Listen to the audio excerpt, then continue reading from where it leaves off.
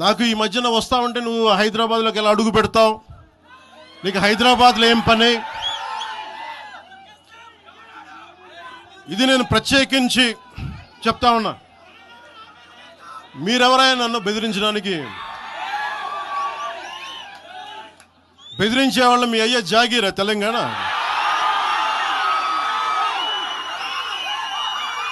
నా మీద దాడులు చేస్తా ఉన్నారు కదా.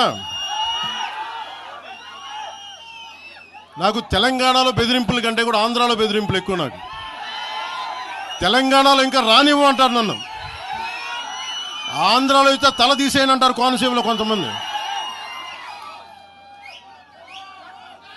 నేను ఓడిపోయినప్పుడు 2019లో ఓడిపోయినప్పుడు మన తెలంగాణ నాయకులు ఒకరే చెప్పారు, అన్నా మా తెలంగాణలో ఉంటే నీకు పరిస్థితి రానిచ్చేవాళ్ళం కాదని చెప్పి. మీ అయ్యే జాగీరా?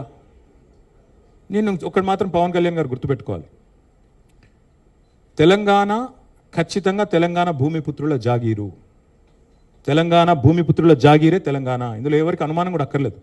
100% ఈ నేల కోసం కష్టపడ్డ వాళ్ళు, ఈ నేల కోసం పోరాటాలు చేసిన వాళ్ళు, ఈ నేల కోసం త్యాగాలు చేసిన వాళ్ళు, నెత్తురుతో తడిచిన నేల ఇది.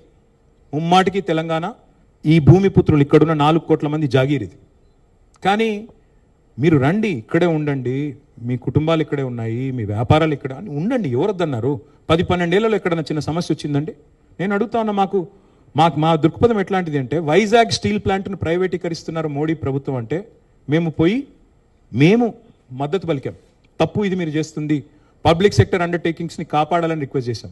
That is our philosophy. KTR గారు నాకు చాలా మంచి బ్రదర్ కైండ్ రిలేషన్షిప్. మా ఇద్దరికి అనేక సందర్భాల్లో కలిసాం. మా ఇద్దరికి చాలా పరస్పర ఇష్టాలు ఉన్నాయి. పాలసీల్లో ఒక మాట అటు ఉంటుంది ఇటు ఉంటుంది, కానీ ఆయన ఏమన్నారు నేను చూడలేదు. నాకు తెలిసి ఆయన తప్పుగా ఏం మాట్లాడుకుంటున్నా తెలుసు, అదే అనుకుంటా.